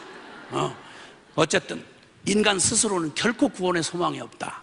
시퍼런 청년의 양심을 가지고 살고 싶었던 시인 윤동주는 그의 서시에서 내가 하늘을 우러러 한 점 부끄러 먹기를 잎새이는 바람 소리에도 나는 괴로워해야만 했다. 사람으로 태어난 게 부끄럽고 이렇게 살 수는 없는 게 왜 영혼을 말하나? 이렇게 살 수는 없는 게 왜 신을 생각하나? 왜 이렇게 살 수도 없는 게 양심을 이렇게 작동을 하나? 괴로운 거죠. 그냥 잎새에 떨리는 바람소리 하나 스치는 바람소리도 막 괴로운 거예요. 이게 인간의 실존이에요. 그렇게 어마어마한 구원을, 출애굽의 영광을, 그 능력을, 그리고 그 실제를 경험하고도 지금 하늘에서 내리는 하늘의 신령한 만나를 먹으면서도, 씹어 먹으면서도, 반석의 생수를 마시면서도 자기들 스스로도 어쩔 수 없이 이 속에서 어쩌면 그런 반역, 어쩌면 그런 악독함, 어쩌면 그 더러운 구정물이 끊임없이 나오냐 말이에요. 광야에서 엎드러져 죽을 때까지 여호수아 갈렙을 빼놓은 나머지가 다 엎드러져 죽을 때까지 아무리 몸부림을 해도 그들의 존재를 어떻게 할 수가 없어요. 울고 불고 갈고 닦아도 안 되더라 이 말입니다. 이런 기가 막힌 구원의 소망이 없는 우리의 이 절망적인 우리의 이 상태를 주님이 아시고 너 다시 태어나야 된다, 거듭나야 된다는 말은 바로 우리의 형편을 모르고 무언가 다른 걸 요구하셨더라면 네가 눈물겨운 최선으로 너 거룩해 져서 와라, 이렇다면 누구도 율법의 행위로는 의롭다함을 얻을 육체가 없나니. 아멘. 아멘. 아무도. 여러분 만약에 그럴듯하고 정말 완벽한 하나님의 말씀 우리에게 주어도 여러분 율법은 지키기만 하면 살 수 있는 생명을 주는 법입니다. 이게 구약의 약속입니다. 그런데 율법이 옳은 줄 다 동의하고 이해를 하면서도 못 들으면 못 들어서 망했다고 하는데 듣고도 그렇게 살고 싶어 울고불고 애를 써도 내가 내 마음을 어떻게 할 수가 없는 거예요. 이 더러운 룸의 정욕을 어떻게 할 수가 없는 거예요. 이 자아의 욕구를 막을 수가 없는 거예요. 정도의 차이만 있을 뿐이지. 이런 절망적인 우리에게는 오직 하나만 가능합니다. 남은 것 딱 하나입니다. 그것은 하나님 편에서 일방적으로 우리에게 베풀어 주시는 은혜만 남게 되는 것입니다. 죄송하지만 따라해 주시면 좋겠어요. 은혜란 받을 자격이 전혀 없는 자에게 거저 베풀어 주시는 하나님의 일방적 선물이다. 아멘. 아멘. 이것 없이는, 그래서 이 복음은 오직 우리가 따지고 계산하고 내가 거기에 노력을 해서 받는 게 아니라, 나의 행위에 의한 응답으로 오는 게 아니라, 나는 도저히 불가능하고 내게는 소망이 없기에, 그래서 오직 하나님만 쳐다볼 수밖에 없을 때 바랄 수 없는 중에 바라고 믿는 믿음으로 받을 수 있는 게 은혜란 말입니다. 주님의 은혜가, 하나님 편에서의 은혜가 나타났습니다. 말로 다 할 수 없는 하나님의 은혜가 나타나는데, 그것은 설명할 수가 없는데요, 요한 1서도 보라 하나님의 사랑이 어떻게 나타나신 바 되었는가 라고 말합니다. 감탄사를 사용하면서, 도치법을 사용해서 보라 이처럼 이렇게 표현한 말들이 무슨 이유도 조건도 따질 수가 없는데 하나님이 우리를 사랑했다는 말입니다. 이해할 수 없는 하나님의 이 근거도 없는 사랑, 이것은 오직 스스로 자존하시는 하나님 그 마음 안에서 스스로 일어난 것 외에는 우리에게 소망이 없습니다. 구원은 오직 하나님 자기 기쁘신 자기 뜻에서 나오는 거지, 우리가 요청해서 우리가 받을 만한 자격이 싹수가 보여서 주는 그런 따위가 아니란 말입니다. 그러니까 복음은 우리의 어떤 원인에 의한 결과로 오는 게 아니라 하나님 마음 안에서 스스로 자발적으로 주님에게서부터 시작된 하나님의 자기 뜻을 따라 주어진 바로 은혜의 복음인 것입니다. 아멘. 구약성경에 호세아서라는 성경이 있습니다. 혹시 읽어보셨나요? 호세아, 그건 선지자 이름을 나타내기도 하는데요, 호세아 선지자가 부름을 받았을 당시에는 지금 말한 이런 인간의 모든 절망적인 상황이 극도로 꽃이 피어가지고, 병이 있으면 병 증세가 나타날 거 아닙니까? 병 증세가 완벽하게 꽃을 피워서, 문둥병 같으면 문둥병이 그냥 온통 몸에 다 꽃이 피어가지고 누가 봐도 자기 자신도 소망이 없는 때, 이때가 북이스라엘의 여로보암 2세 때였습니다. 얼마나 음란하게 주여 주여 하는 이름을 가진 이스라엘 백성인데, 모태신앙인데 어쩌면 이방의 백성보다 이렇게 악독할 수가 있습니까? 아니, 하나님도 모르고 소망도 없는 사람이 그렇다면 이해가 되지만 어떻게 이럴 수가 있냐 말입니다. 그런데 그때 하나님을 알고 하나님의 이름을 부르고 흉내도 내면서도 얼마나 타락을 했는지, 음란하기가 짝이 없고 이방 백성보다 더 음란하고, 그들이 하나님 앞에 영적 간음을 하는데도 주여 주여 하면서도 한편에서는, 또 한편에서는 우상을 갖다 세워놓고 어디든 갖다 만들어 놓고 우상을 섬기는데, 우상 숫자가 동네 이름 숫자보다 더 많았습니다. 이게 주여 주여 하는 그 땅 백성들의 상황이었습니다. 이렇게 되면 불을 밟고야 어찌 발이 되지 않겠어요? 심판을 자초하는 이들의 운명이 하나님의 거룩한 공의의 심판을 받게 딱 정해져 있을 그때에 주님이 이들을 포기할 수 없는 하나님의 사랑, 성경이 우리에게 복음을 가능케 하는 한 가지가 있다면 딱 하나는 하나님 아버지의 마음입니다. 그분이 우리를 포기하지 않는 사랑 때문에 이게 가능한 것입니다. 그래서 주님께서 이제 그 하나님의 완전한 사랑을 드러내시려고 호세아라는 사람을 선지자로 세웠는데, 이들의 공의에 대해서는 심판할 수밖에 없는 거룩하신 하나님이면서 이들을 끝까지 처음부터 무조건적으로 사랑하시고 창조하셨고, 그렇게 주님을 배반하는데도 이들을 끝까지 포기할 수 없는 하나님의 그 사랑의 마음을 어떻게, 공의와 사랑을, 심판과 사랑을 어떻게 함께 전할 수가 있겠단 말이에요. 인간의 말로 언어로 표현할 수가 없으니까 하나님이 선지자를 불러서 이 마음을 전하게 하시는데, 선지자에게 부르셔서 주님이 선지자에게 아주 곤혹스러운 일을 시키십니다.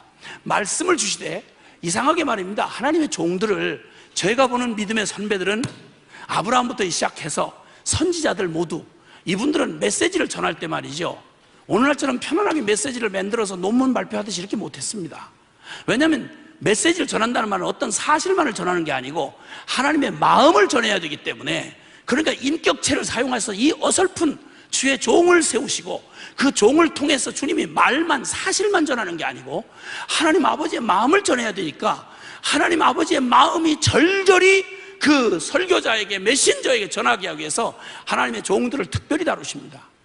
아시는 대로 여러분 대부분 성경에 우리가 알려진 선지자들 제명해 죽은 사람 거의 없습니다. 메시지 전하려면 그 메시지 필요 때문에 자기 아내가 죽어요. 메시지 필요 때문에 자기 자식이 죽어요. 메시지가 귀로 연구하는 논문이 되지 않고 가슴을 찢어발기는 고통이 되는 거예요. 그러면 나중에는 말만 전하는 게 아니라 하나님의 심장이 그냥 흘러가는 거예요.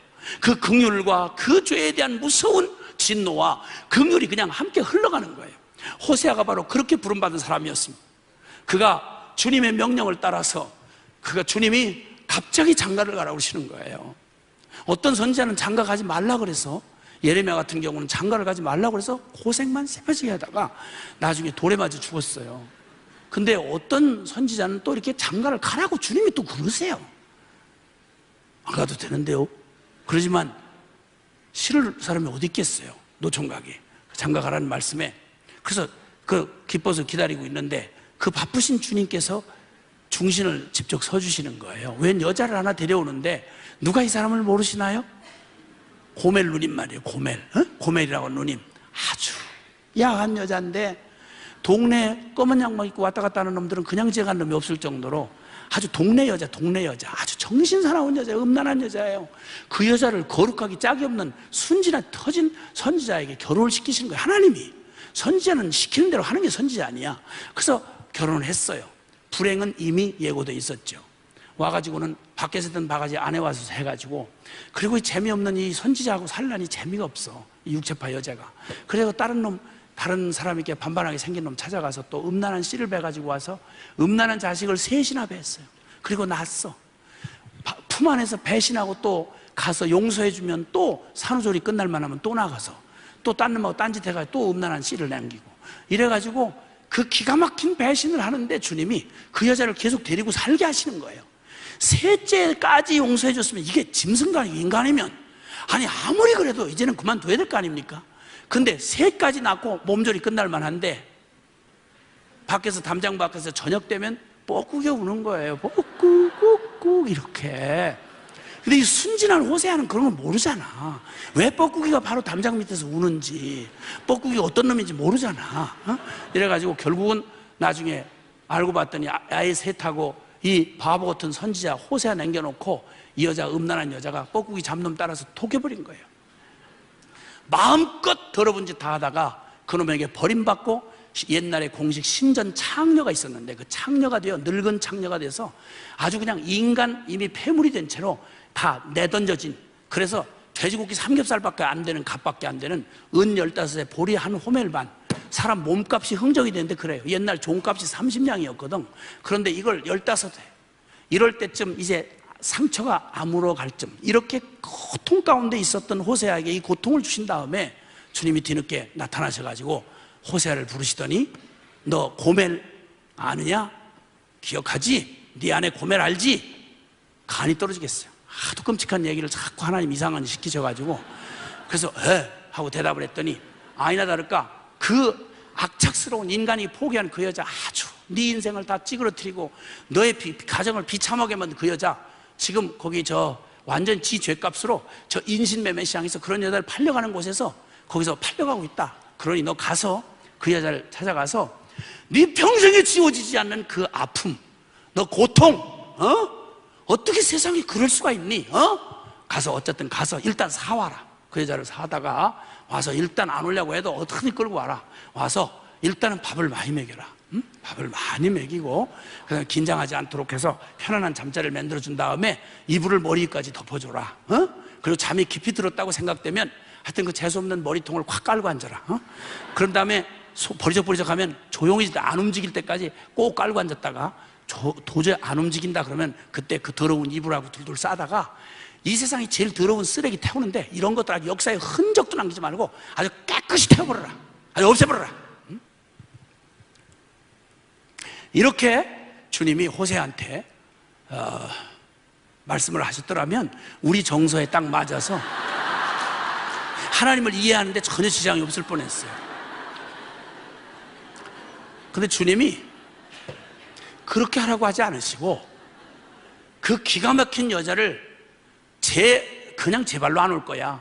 그러면 그를 데려다가 돈 주고 사서 끌어내고 그가 믿어질 때까지 여러 말로 개유하여 네 고백을 해라. 여보, 당신은 여전히 내 아내요. 당신을 사랑하오. 여보, 당신은 여전히 내 아내요. 여전히 난 당신을 사랑하오. 이 말을 안 받아들이거들랑 받아들일 때까지 고백해라.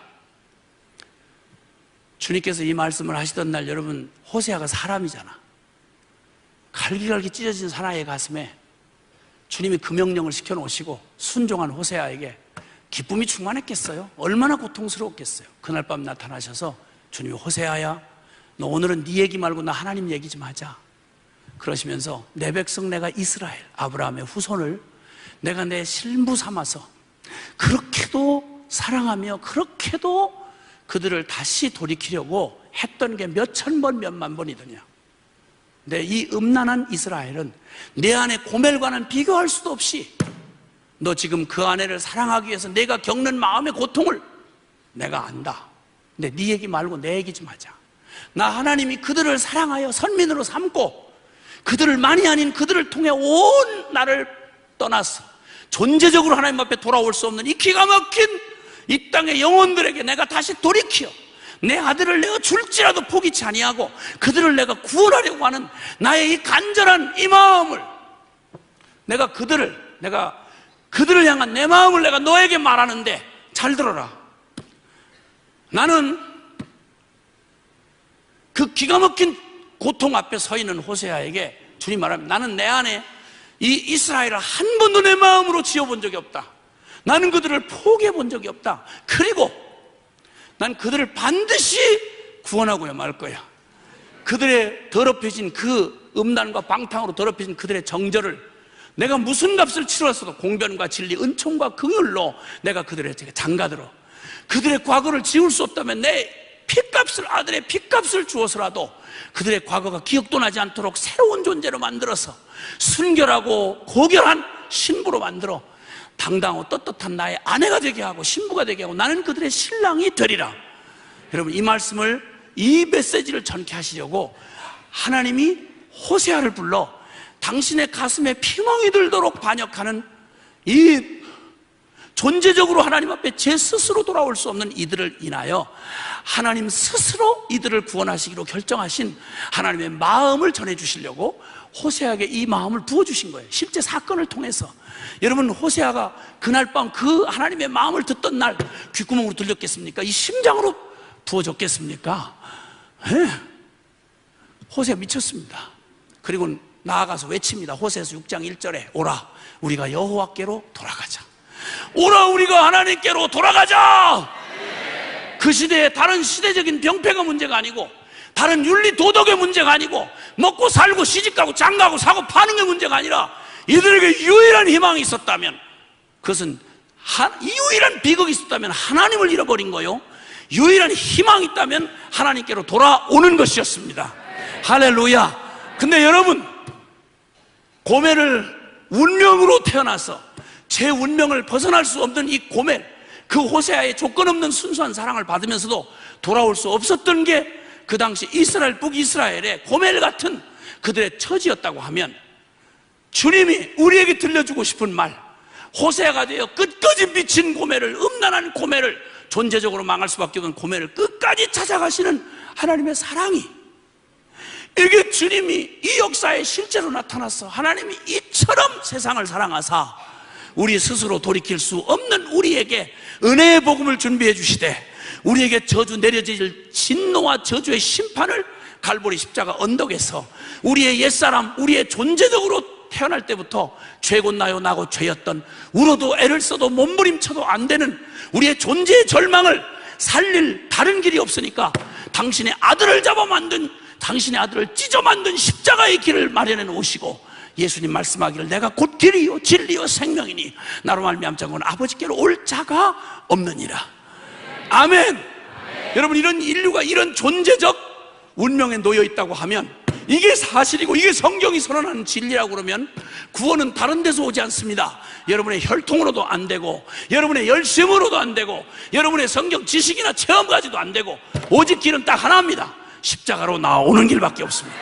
여호와께로 돌아가는 길이 우리에게 마지막 길인데, 감사한 건 이 절망적인 우리에게 우리를 일방적으로 먼저 사랑하신 하나님의 사랑 때문에 여러분, 야곱에게 베델이 있듯이 당자에게 돌아갈 아버지의 집이 있듯이 절망스러운 우리의 존재 안에 돌아갈 십자가의 복음이 있다는 게 이거보다 더 큰 기쁨이 어디 있겠습니까, 여러분? 거기로만 돌아가면 아무리 절망적인 죄인도 의인이 됩니다. 아무리 소망 없는 사망을 덫으로 받아놓은 사람에게도 생명이 옵니다. 저주가 축복으로 바뀝니다. 종이 하나님의 아들, 딸이 됩니다. 장녀가 하나님의 거룩한 신부가 됩니다. 주님이 말씀합니다. 너 거듭나야 하리라 라는 말. 여러분, 이제 우리를 속여야 할 때가 아니라 정직하게 우리의 존재의 모습 여러분 아시잖아요. 그럼 내 존재의 절망, 나로서는 안 되는구나. 은혜의 복음을 깨달았고 십자가의 복음을 믿었다는 말의 첫 번째 조건이 뭔지 아십니까? 여러분 존재 자체에 대해서 나는 내가 그래도 장로인데, 내가 권사인데, 내가 3대째 모태신앙인데, 아니 이 땅의 모든 사람에게 칭찬받는 도덕가인데, 여러분 이런 생각이 여지가 요만큼도 남아있다면 아직도 여러분은 십자가를 아무리 읊어대도 십자가는 아무런 상관이 없는 사람입니다.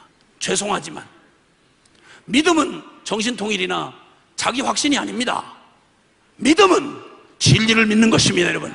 그러므로 예수님이 2000년 전 객관적 역사적 실제 사건으로 십자가에 정말 몸을 찢어 죽은 것처럼 예수님이 내 이름표 달고 내가 죽은 그 십자가 그걸 믿는다는 말은 로마서 6장 3절 4절에 맞는 것처럼 너희가 세례를 받은 것이 예수의 죽으심과 합하여 세례받은 줄을 알지 못하느냐?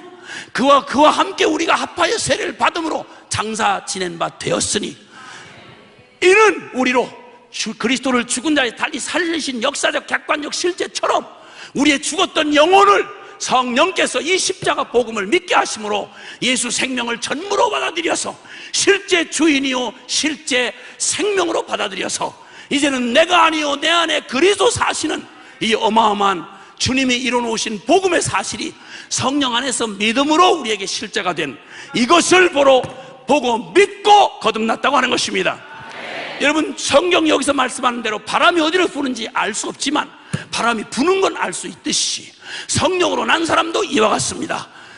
주님을 믿는 믿음의 얘기는 그냥 이름표만 달고 흉내만 낸다고 되는 게 아닙니다. 나무는 열매보를 보아 알듯이 내가 주인인지 주님이 주인인지는 우리의 사는 꼴을 보면 압니다. 내 삶의 진정한 주인이 누구인지, 내 삶의 진정한 생명의 능력, 나를 격동시켜 살게 하는 에너지, 그게 바로 누구인지, 나 때문인지 아니면 내 안에 주님이신지, 누가 진짜 왕이고 누가 진짜 주인인지를 기억하시면 여러분 우리의 삶에 내가 거듭나야 하리라는 이 도전을 받으시고 여러분과 저에게 주님은 이 니고데모에게도 곧바로 3장 16절 요한복음 3장 16절로 초대하십니다. 니고데모가 훌륭한 사람인 줄 몰라서 하시는 말씀 아닙니다. 너 십자가로 나오라 이 말입니다. 모세가 광야에서 뱀을 든 것 같이 인자도 들려야 하리니 너에게 다른 길은 없다. 너에게 오직 길이 있다면 십자가의 길이다. 너는 십자가로 나오라. 여러분 이렇게 주님의 초대는 아주 단호하고 분명했습니다. 그러면 단순하게 오늘 다시복음 앞에 여러분 다시복음 앞 내내 시간마다 여러분 프로그램 이름이 다 예수님께서 자기 선언을 하신 나는 빛이다, 나는 생명이다, 나는 길이다, 나는 진리다, 나는 포도나무다, 나는 목자다, 나는 문이다, 나는 생명수다, 주님이 말씀하신 그런 내용과 진리로 이번 2박 3일이 진행이 됩니다. 시간마다 오늘 주님께서 여러분의 심령 안에 도전하십니다. 하나님도 영원하고 진리는 불변하지만 복음은 영원히 완성된 복음인데 히브리서 4장 2절에 있는 말씀처럼 저희도 우리와 같이 복음 전함을 받은 자이나 그 들은 바 말씀이 저희에게 유익되지 못한 것은 저희가 듣는 자가 그 복음을 말씀을 믿음으로 화합지 아니하였기 때문이다. 아멘. 그럼 오늘 주님께서 저와 여러분의 심령 안에 내가 거듭나야 하리라는 이 말씀의 도전 앞에서 우리 자신의 믿음을 시험하고 검증하셔야 합니다. 십자가는 도대체 여러분에게 얼마짜리, 얼마만큼의 비중이십니까?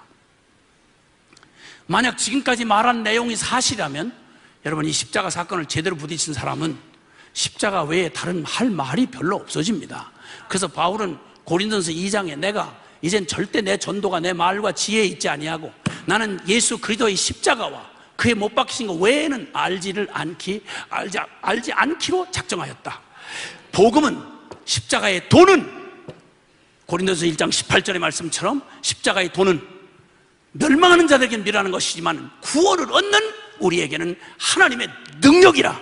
24절은 십자가의 그리스도야말로 하나님의 지혜요 하나님의 능력이라. 아멘, 할렐루야, 아멘.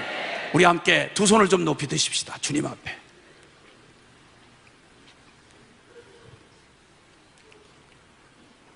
여러분, 우리는 지금 우리의 삶을 목졸라오는 여러분의 마음의 끈을 꽉 붙잡고 있는 여러 염려와 근심과 여러분 좌절과 여러분 안에 실패와 여러 목마름들이 있으실 겁니다. 근데 주님이 그 많은 것에서 우리를 빼내어 여기 지금 다시 복음 앞에 제목 그대로 주님의 십자가 앞에 여러분을 세우셨습니다.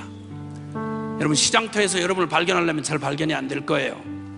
다른 데에서 여러분을 발견하려면 잘 안 될 거예요. 그런데 십자가 앞에 덜컥 서놓고 보면 우리를 붙잡고 있는 진정한 고민이나 목마름의 근거는, 뿌리는 다른 데 있지 않습니다.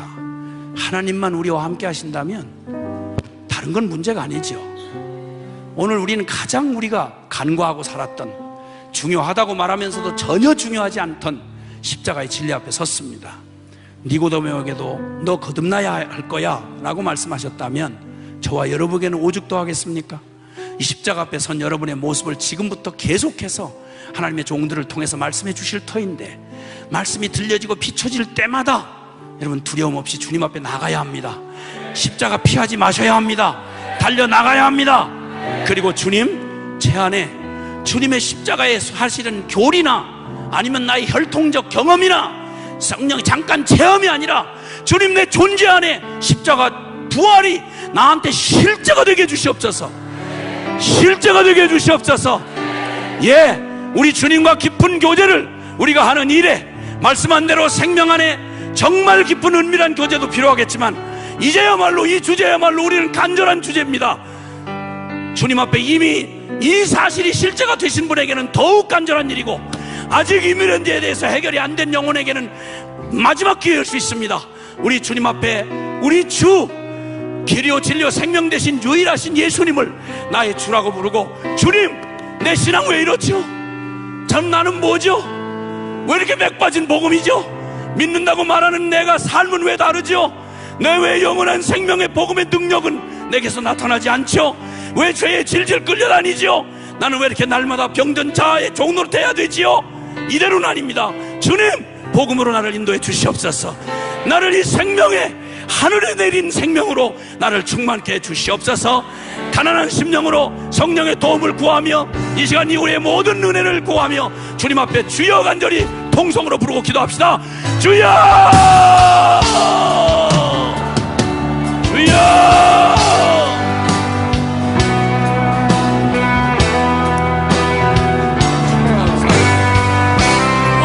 주님, 우리를 불쌍히 여겨주소서. 십자가 앞에 세우소서. 내가 거듭나야 하리라. 아멘. 예, 주님, 주님, 우리를 길이요 진리요 생명 앞에 세워주시고 우리의 거짓된 외식하는 믿음 가면 무도회 주여, 주여 불쌍히 여기소서. 긍휼히 여기소서. 주여, 불쌍히 여기소서. 주님, 불쌍히 여기소서. 주님, 주님 감사합니다. 주님 찬양합니다. 아멘. 예, 주님. 아멘. 주님, 주님.